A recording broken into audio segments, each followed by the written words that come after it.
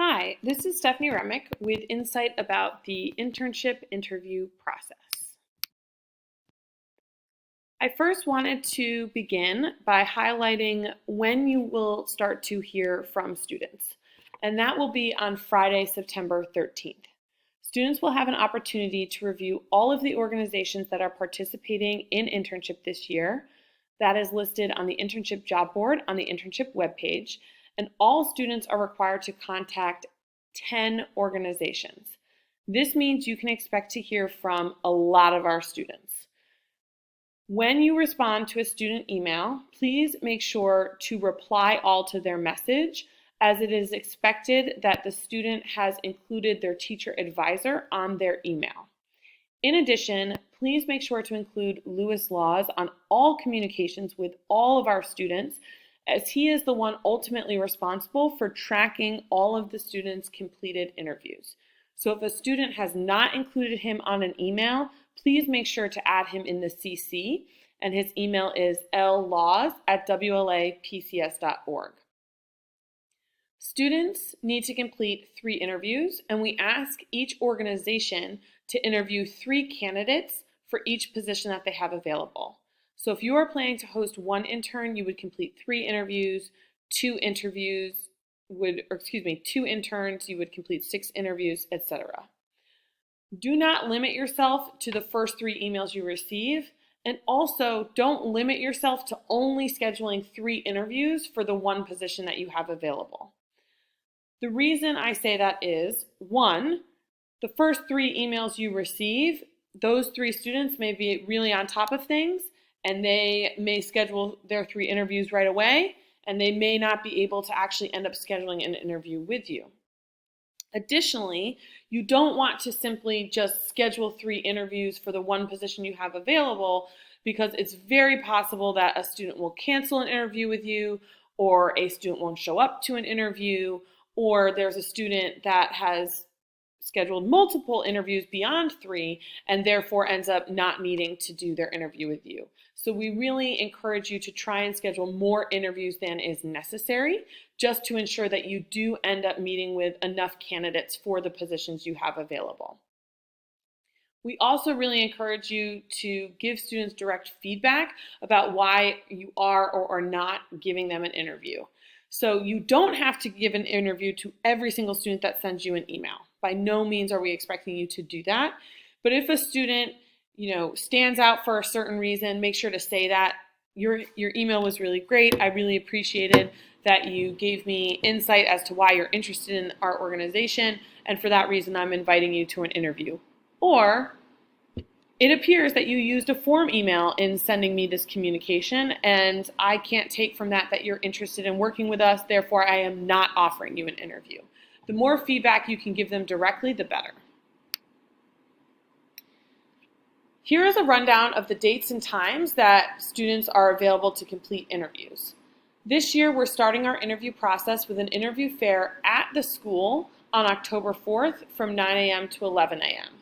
You registered to participate in this event when you first signed up to participate as a host, and Adrian Williams will be reaching out to you with more information about this particular event. If you're unsure if you signed up, please reach out to Adrian. Otherwise, you can look for emails from her about that event in particular. October 18th and October 25th are reserved as interview Fridays. These are days where we are allowing students to be dismissed during the regular work day to complete interviews at your office. Students will be dismissed beginning at 9 a.m., so that means you need to schedule your interviews to start 10 a.m. or later on those dates.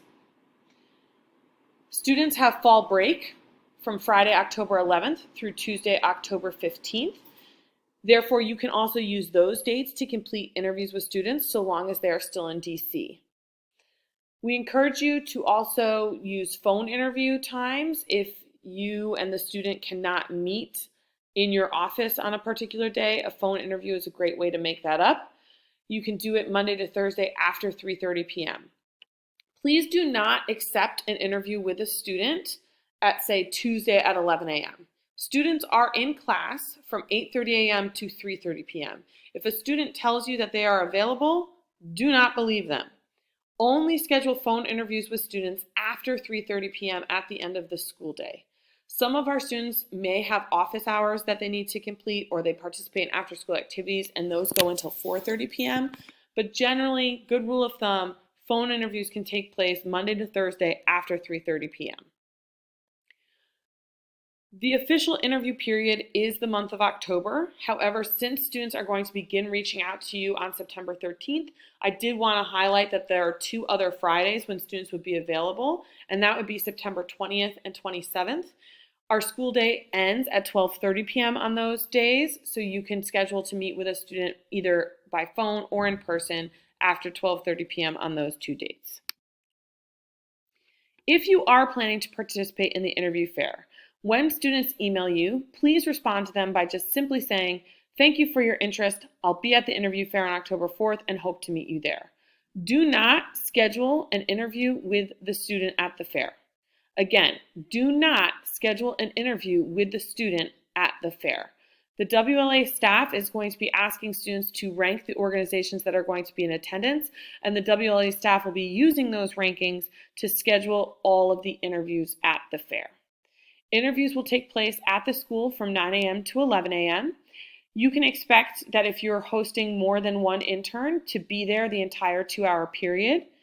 If you are not hosting more than one intern, if you're only planning to host one, you will probably only need to be at the fair for an hour.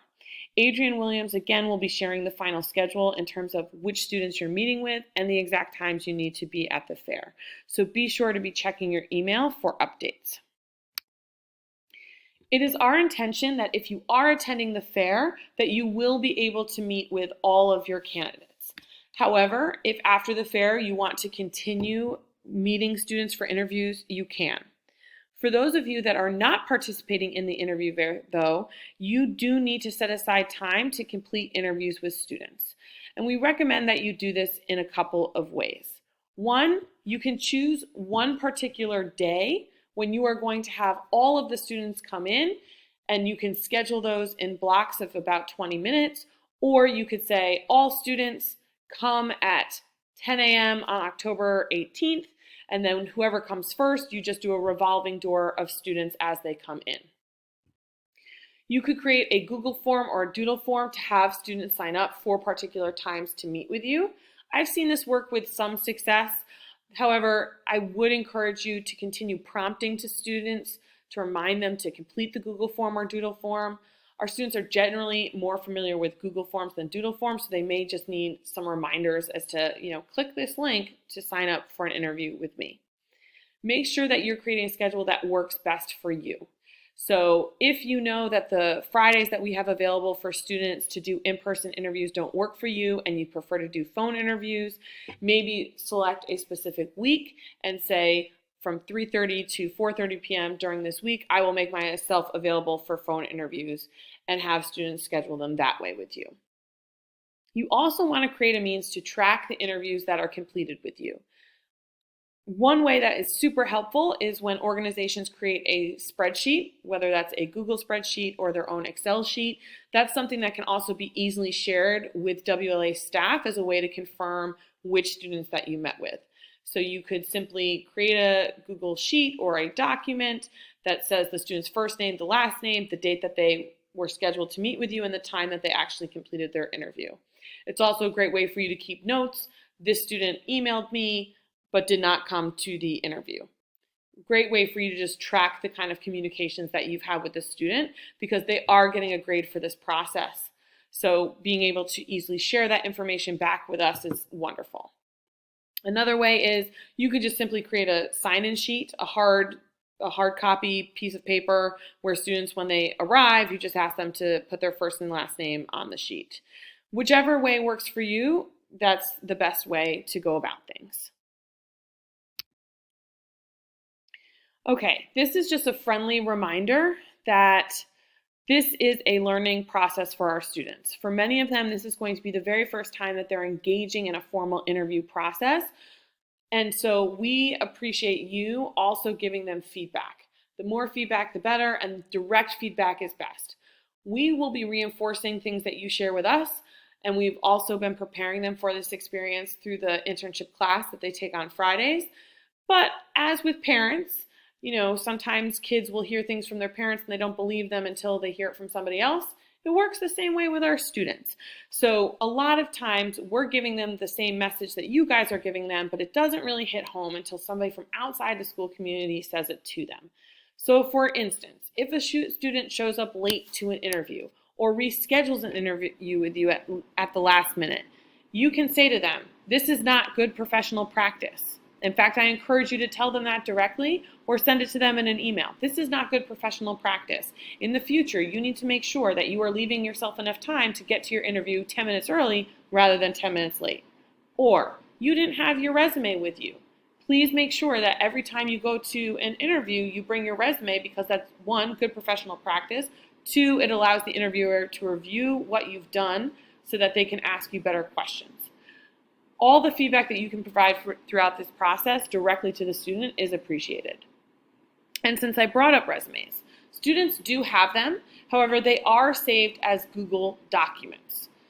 We will be teaching our students how to download the document so that it can be a formal attachment onto their email. However, please be patient with students because a lot of times they don't understand that not everybody uses Google as their platform in their workplace. And so they may just send you the Google Doc as a link in their email, or they may attach it as a Google attachment. And so we just appreciate you reminding them, hey, I don't have access to Google at my workplace. I need you to download this and reattach it. And that should prompt the student to either do it on their own or reach out to a teacher for assistance. You can ask students to do a performance task or a second interview, so long as all of that is done by the deadline of October 25th. So as you're planning your interview schedule, if you know you want to do a first round and a second round, or you know you're going to do a first round and then a performance task, just make sure that you have scheduled that appropriately in your interview calendar, because all interviews must be done by 5 p.m. on October 25th. That is a hard deadline, and we want to make sure that you and the students both meet that deadline. Only allow a student to reschedule an interview once. We are going to be reinforcing with students that interviews need to be sacred, and that when you are in the professional working world, it is not up to you to schedule the interview. It is up to the organization, and you are using the organization's time. But again, this is a learning experience for our student. So if a student says to you, my goodness, I forgot, I have to pick up my cousin or my sister, or my mom asked me to do something, or I actually need to stay after school for XYZ reason, or is it possible for us to not do it in person, but to do it as a phone interview? Reschedule once and say, this is not good professional practice. Generally, you need to stick to the original interview that you had scheduled. However, I will allow in this once for us, since this is a learning experience, to reschedule, but don't make yourself go crazy. Okay, these are the two folks for you to reach out to about the interview process. As I mentioned before, Lewis is going to be the one responsible for tracking all of the students' interviews. He's the one that's going to be creating the schedule to send students out to complete their interviews. So please, please, please make sure he is included on all communications with students. And then Adrienne Williams is going to be your point of contact for the interview fair. And just generally, if you have questions from the organization side of the program, you can reach out to her. And those are their emails. Thank you so much for your time and attention to this video. We also thank you very much for your partnership and appreciate everything that you're doing to ensure that our students have a wonderful interview experience this fall.